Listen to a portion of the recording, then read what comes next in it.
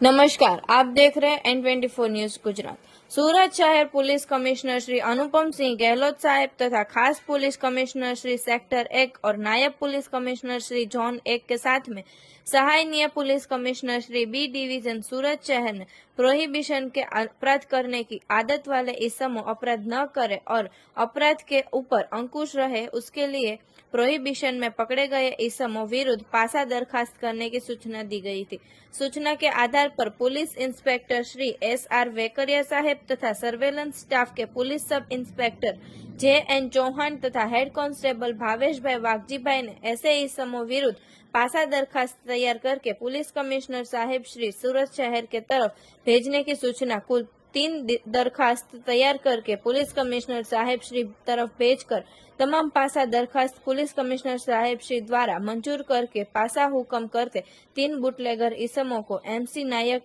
Saroli police station द्वारा पासा हुक्म की कार्यान्वयन करके अलग अलग जिला जेल में भेजकर प्रशंसनीय कामगिरी की है। देखते रहिए N24 न्यूज गुजरात। सिर्फ हम तक ही नहीं, सब तक।